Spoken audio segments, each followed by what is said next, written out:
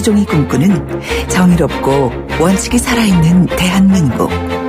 청취자 여러분과 함께 만들어가겠습니다.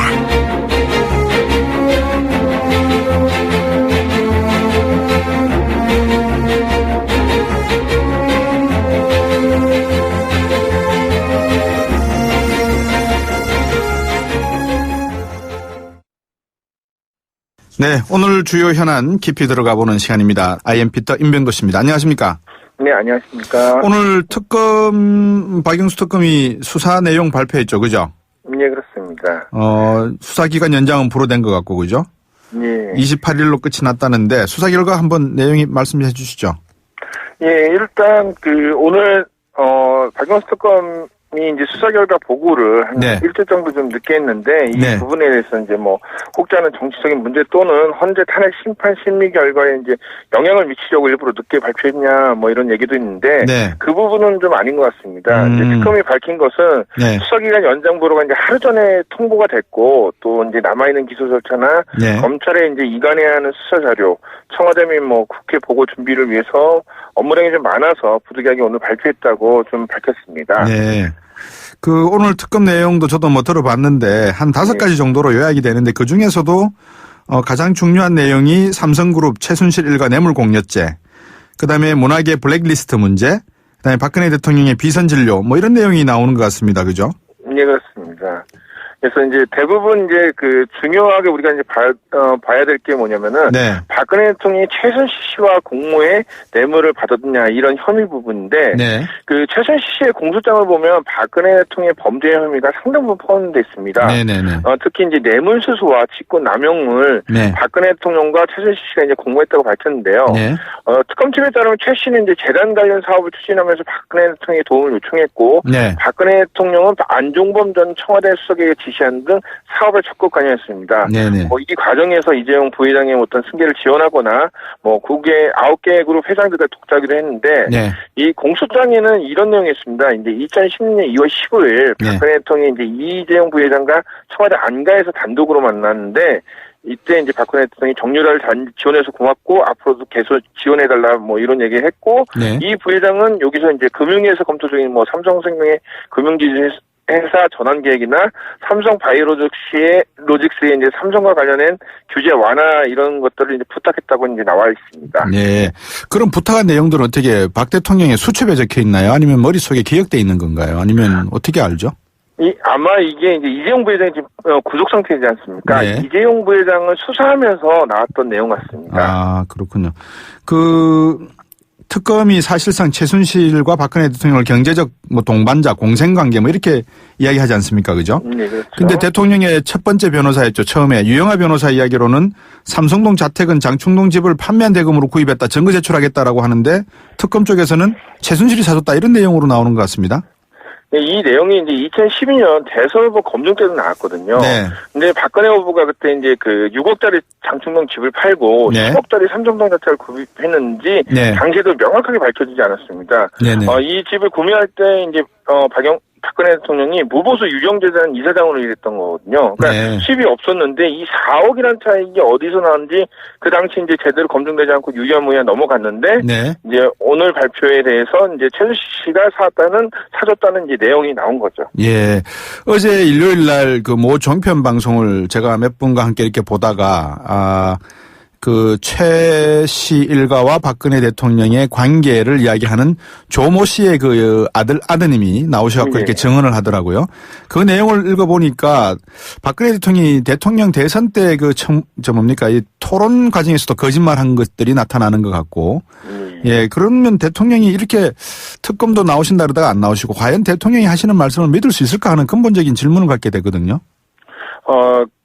지금 우리가 이제 봐야 됐던 부분이 뭐냐면 최순실 일가 재산이 2,700억인데 이 재산 형성 과정에서도 거짓말이 계속 드러나고 있습니다. 왜냐면은 박근혜 대통령의 성북동 집 그 청와대 처음 나왔을 때 이제 봤던 집이 이제 무상으로 준 사람이 신기수 경남기부 회장이거든요. 네. 근데 이 신 회장이 누구냐면 최채민이 운영하던 구국봉사당 운영위원이자 네. 유경재단 이사, 네. 영남대 이사였는데 박근혜 대통령이 이제 예전에 이제 영남대 이사장이 되면서 네. 영남대학병원 본가 건물을 한국건업주식회사에서 경남기업으로 변경됐습니다. 네네. 그러니까 이게 뭐냐 구국봉사단이 이제 기업으로부터 자금을 받아 운영했다는 뭐 당시 조사 보고서도 있는데 네. 이게 이제 지금의 미르 K재단과 비슷한 양상입니다. 그렇죠. 만약에 이번에 드러나지 않았다면 어쩌면 네. 삼성 및 재벌로부터 받은 어떤 자금들이 예. 개인 재산으로 굳어졌을 가능성도 매우 높다고 생각을 합니다. 이제 최순실 일가 재산이 한 2,700억 정도 된다는데 예. 그 형성 과정 밝혀내는 거 실패했죠, 맞죠? 네, 그 부분은 실패했습니다. 그래서 이제 뭐 그 최채민으로부터 그 일가로부터 어떻게 네. 이제 형성됐는지 그 부분은 아직도 밝혀지지 않았습니다. 예. 말씀하신 그 조모 씨라는 분이 자기를 모른다라고 박근혜 대통령 후보가 대표 시절에 방송에 나와서 하는 이야기를 듣고 분노해서 남긴 녹취라고 하는데 그 아드님이 그 녹취 내용을 밝히고 방금 말씀드린 무기명 채권과 달러 박스 20박스 정도 되는 것을 최태민 일가가 수취했다 이런 내용을 들으니까 야, 이 참 보통 문제가 아니다. 또 그런 이야기 나오는데 하여튼 특검이 밝히지 못한 게 또 하나 있어요. 그 7시간 미용시술 여부 세월호 관련해서. 예, 그렇죠. 이제 박근혜 대통령이 과연 그 세월호 참사 당일 어떤 일을 했고 네. 관련돼서 미용시술 의혹도 계속 나왔는데 네. 그것은 이제 밝혀지지 못했습니다. 그런데 박영수 특검이 이제 왜 밝히지 못했냐면요. 네. 청와대 측이 이제 압수수색 영장을 집행을 이제 거부해서 그렇죠. 관저 출입을 내역을 확보할 수가 없었고 예. 또 박근혜 대통령에 대한 이제 대면 조사도 이루어지지 않아서 네. 구체적인 내용을 확인하지 못했다고 하는데 네. 더 중요한 문제는 참사 당일도 아닌 참사 전날인 4월 15일 저녁부터 참사 당일 오전 10시까지 행적 또한 여전히 확인되지 못하고 있다는 거죠. 그러면 미용 시술을 받았나 안 받았냐 뭐 이것을 네. 전에 네. 왜 대통령의 행적이 아직도 몰팍 예. 밝힐 수 없는지 이 부분도 우리가 계속 봐야 될 것 같습니다. 한 30초 남았는데 그러면 만약에 탄핵이 인용이 되면 대통령이 바로 이제 내려오지 않습니까? 예. 그럼 압수수색 영장이 발부되면 모든 그 증거 같은 것이 다시 검찰에서 조사할 수 있을까요? 확보할 수 있을까요? 대통령 기록법 관련돼서 예. 이게 이제 공개되지 않는 걸로 만들어버리면 이게 그 확보하기 어려울 수도 있다고 생각합니다. 우병우 쪽은 확보가 되겠죠, 그래도. 예, 그렇죠. 우병우 민정수석실 되는데 예. 이제 또 검찰이 확실히 이제 수사할지 그 여부도 봐야 될 것 같습니다. 그렇죠. 그 차기 대권 주자들의 움직임, 검찰의 그리고 조직적인 어떤 모습들을 지금까지 봐왔기 때문에 이 부분이 또 하나의 관심사로 떠오를 가능성도 있다고 생각이 됩니다. 오늘 말씀 잘 들었습니다. 고맙습니다. 네, 고맙습니다. 정치시사 IM피터 임병도 씨였습니다. 곽수종의 뉴스 정면 승부. 방송 들으시고 의견 있으신 분들은 지금 바로 샵 0945, 샵 0945. 짧은 문자 50원, 긴 문자 100원이 부과되는 휴대전화 문자 메시지를 보내주세요. 오늘 들으신 방송은 YTN 라디오 홈페이지와 곽수종의 뉴스 정면 승부 팟캐스트를 통해 다시 확인할 수 있습니다.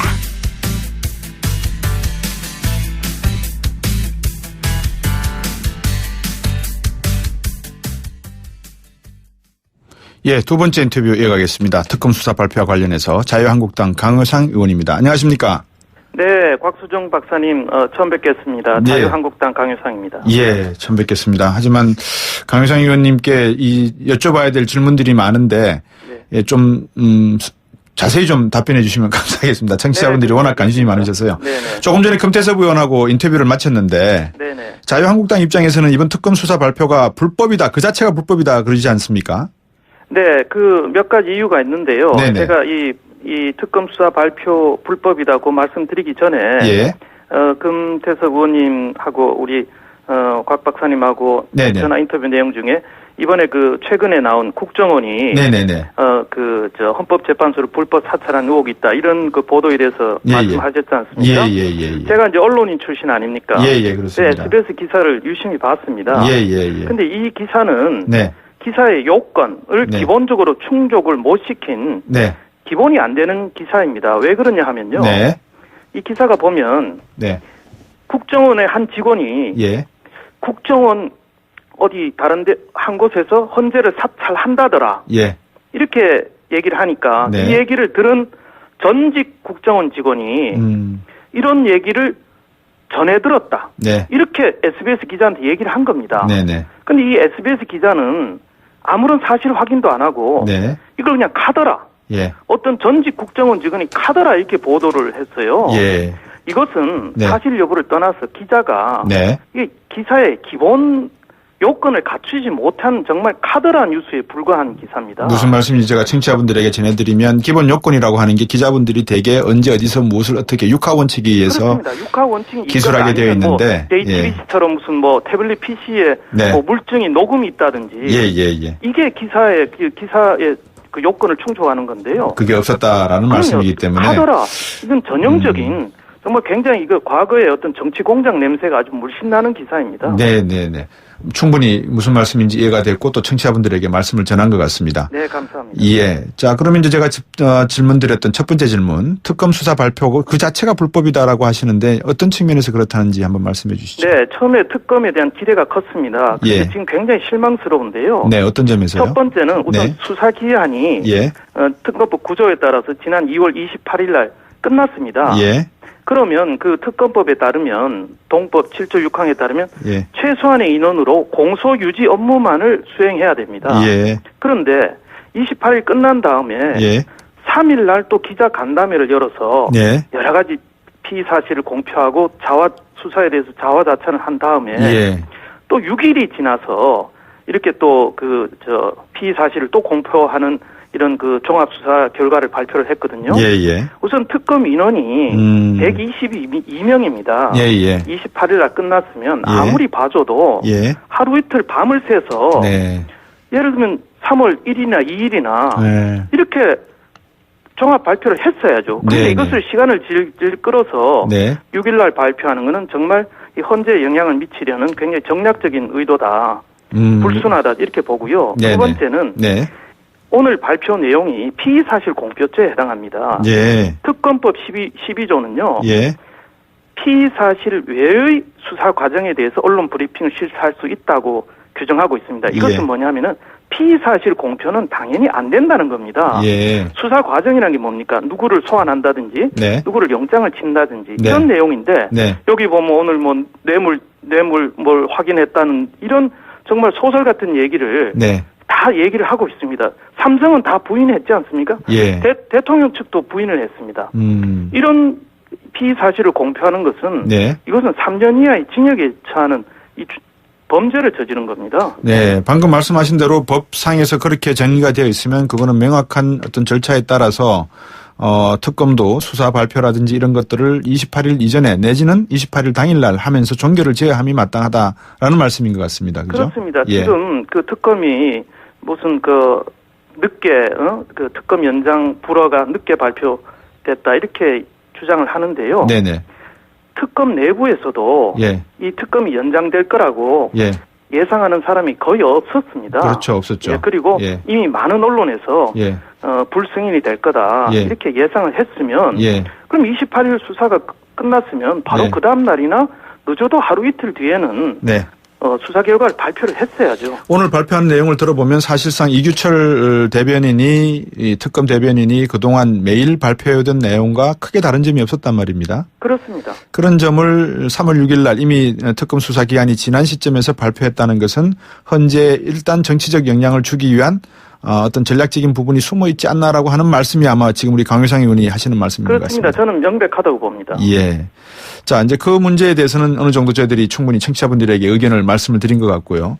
내용을 한번 들여다볼까 합니다. 그 내용을 네네. 보면 박근혜 대통령과 최순실이 경제적 동반자고 뇌물수수 공범이고 또 삼성물산 제일모직 합병 과정에서 박 대통령이 이 문 장관한테 지시를 내려서 전폭적인 지원을 했다는 거 이런 점에 대해서는 어떻게 보십니까? 네, 우선 예. 박근혜 대통령과 최순실과 경제적 동반자라는 우선 그 증거가 없고요. 네. 그리고 경제적 동반자다 무슨 뭐 공동체다라는 개념을 우리나라 법원에서는 인정을 네. 안 하고 있습니다. 예, 예. 이거는 완전히 엮은 거고요.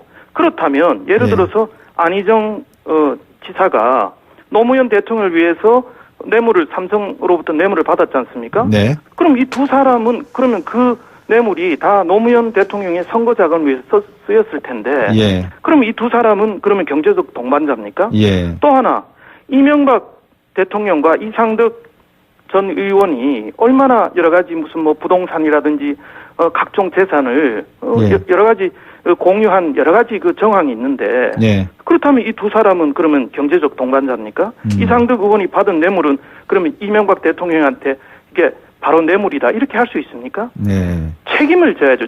자기 책임의 원칙 있지 않습니까? 네네. 최순실에게 간 뇌물은 네. 최순실이 책임져야 되고 처벌을 받아야 되는 거고요. 네. 박 대통령이 그런 최순실이 돈 받은 것을 몰랐지 않습니까? 예. 그리고 몰랐을까요? 명백하게- 그 부분에 대해서는 몰랐다고 하는 것은 본인의 주장만 있는 거 아니겠습니까? 그러나 예. 최순실도 그렇게 진술하지 않고 있고 예. 박근혜 대통령도 지금 몰랐다는 거 아닙니까? 그런데 특검이 어떻게 그런 주장을 할 수 있습니까? 이거는 소설이죠. 근데 자기들의 추정일 뿐이죠. 예, 대포폰을 법원에 가면 저는 예. 다 무죄가 날 거로 봅니다. 네네. 그 법리적 다툼에서는 상당히 민감할 거라는 내용들도 나오고 있는 것 같습니다. 그렇습니다. 예. 근데 이제 대포폰을 가지고 이 행정관이 뭐 70개를 만들어서 대통령과 최순실이가 통화를 했고 이런 내역들이 모두가 다 그런 내용을 충분히 물증은 어떻게 되는지 모르겠습니다만 심증적으로 대통령이 무언가 숨기고 있다 이런 생각을 할 수 있도록 만들어 놓은 부분도 있지 않나 싶어서요. 원래 대통령이나 청와대 그 직원들은요. 네. 원래 그 보안폰이라는 걸 씁니다. 아, 보안폰이라고 있습니까? 그렇습니다. 예. 원래 미국 대통령도요. 이번에 예. 트럼프 사건에도 나왔지만 네. 미국 CIA나 FBI는 대통령의 그 보좌관이나 대통령의 전화도 다 도청을 합니다. 네. 그래서 보안폰이라는 걸 쓰고요. 예. 그런 지금 여러 가지 의혹들이 그 여러 가지 보도들이 난무하고 있지만 청와대에서는 그런 그 차명폰이나 뭐 독일에서 통화했다 이렇게 다 사실이 아니다라고 얘기하고 있습니다. 사실이 네. 아닌 건데 네. 왜 자꾸 그 특검에서 흘리는 것을 네. 언론이 받아서 그 보도를 하는지 저는 참 이해가 안 갑니다. 특검과 청와대가 어떤 수싸움을 하는 것 같이 비춰지기도 하고요.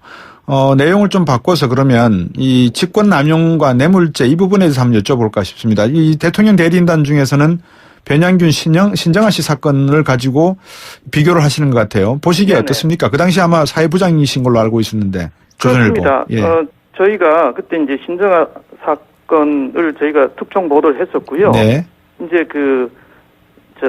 정책실장께서 네. 전 정책실장께서 여러 가지 이제 도움을 줬었죠. 예. 근데 이제 그 중에 대법원에 가서 네. 일부는 유죄가 났는데 예. 상당수가 무죄가 났습니다. 예. 그러니까 예를 들면 뭐 직권 남용 이라든지 네. 혹은 제3자 뇌물 수수 예. 이런 게 다 무죄가 났습니다. 예. 그러니까 그 변 전 실장으로부터 그 부탁을 받았다고 해서 네. 이런 기업들이 심리적 부담을 가졌다는 이유만으로 예. 어떤 부정한 청탁의 대가로서 후원금을 지원했다고 인정하기 부족하다. 그래서 이건 뇌물죄로 처벌할 수 없다. 성립을 예. 인정하지 않았습니다. 대법원이. 예. 그리고 또 직권 남용 부분도 신정아 씨에 대한 예. 변 전 실장의 지원 권유나 이런 것이 예. 변 실장의 직무 권한에 바뀌다. 예. 이렇기 때문에 이것은 직권 남용이 아니다. 직권이 아니기 때문에 네네. 남용한 것도 아니다. 이렇게 다 무죄가 났습니다. 예. 예. 그런 대부분의 판례로 본다면 이번 그 최순실 이번 사건도 예. 상당 부분이 예. 저는 법원에 가면 무죄가 날 것이다 이렇게 봅니다. 한 10초 정도 남았는데요. 2102번님이 이런 질문하셨습니다. 그렇게 대통령이 억울하다면 당당히 나와서 해명하고 조사받고 청와대 압수수색도 협조해야 하는 게 설득력 있지 않았습니까? 라고 하셨습니다. 지금 언론에 대해서 예. 제가 뭐 박 대통령에 대해서 그 심정이나 네. 여러 가지 생각을 자세히는 모르지만 예. 지금 어떻게 보면 광풍이라고 얘기하지 않습니까? 네. 네. 지난번 그 정규제 TV 오죽했으면 네. 일국의 대통령이 뭐 모든 지상파 지상파 라디오 놔두고. 종편 다 예. 놔두고 어떻게 인터넷 TV에 나가셔가지고 네, 그것도 얘기할 정도로 예. 굉장히 절박한 이런 상황인 거죠. 지금 시간이 지금 아주 부족해서 그런데요. 마지막 요것만 하나 여쭤보겠습니다. 탄핵 인용되면 어떻습니까? 불복하실 생각이십니까? 어떻게? 사법부 결정은 승복해야죠. 그러나 예. 지금 여러 가지 졸속 재판이나 예. 여러 가지 재판관 임기에 맞춘 네. 그런 졸속 재판 또 고영태를 증언으로 부르지 않은 부분, 네. 그다음에 여러 가지 국회 탄핵 소추 절차 과정에서의 여러 가지 알겠습니다. 이런 점은 네. 두고 예. 우리 국민들로부터 예. 어떤 그 불신의 대상이 되지 않을까 이렇게 생각이 됩니다. 다음 기회에 한 번 더 연결해서 말씀을 듣도록 하겠습니다. 오늘 말씀 고맙습니다. 네, 감사합니다. 자유한국당의 강효상 의원이었습니다. 자, 따라해보세요. 이카운트 ERP 4만원. 회계관리. 이카운트 ERP 4만원 재고관리. 이카운트 ERP 4만원. 생산관리. 사업 성공 함께해요. 이카운트 ERP의 모든 기능을 월 4만원에 드립니다. 이카운트 가입비 부가세 별도. 아유, 세 단계 종이 또 걸렸어? 정말 제본 하나 하려다가 미치겠네. 내가 진작 현대오피스로 바꾸라니까. 오늘 다 날 셀 거야. 이제 스트레스 받지 마세요. 사무기기 전문기업 현대오피스가 책임지겠습니다. 사무기기의 올바른 기준. 현대오피스. 모든 자격증 합격 시대 에듀 공무원 시험 합격 시대 에듀 취업 성공의 합격 시대 에듀 이 시대의 모든 합격 시대 에듀 합격의 공식 시대 에듀 한계를 넘어 글로벌 리더가 된다는 신념으로 쉬지 않고 달려왔습니다. 1968년부터 오직 프레스 제작으로 한 길만을 걸으며 세계로 나가고 있는 IDS의 도전과 혁신은 계속됩니다. 고객 만족을 최우선 가치로 생각하는 주식회사 IDS. 김 사장님은 고민하던 공장 먼지 악취를 어떻게 해결했을까? 박 사장님도 쉽게 없애기 어려운 식당 연기 냄새를 해결하려면 정답은 역시 우양집진기. 이제 25년 기술의 우양집진기로 말끔히 해결하세요. 집진기는 역시 우양집진기. 우양집진기 검색창에 우양집진기. 거라 이 세상에서 누가 제일 예쁘니? 2588 박서연. 어머, 내가? 하긴 고객님들이 대리운전 부르면서 예쁜 소연이 목소리 듣고 집에 가야지 라고들 하셔. 너 잘났어 2588 꽃보다 박소연 2588. 7시 뉴스 듣고 3부로 돌아오겠습니다.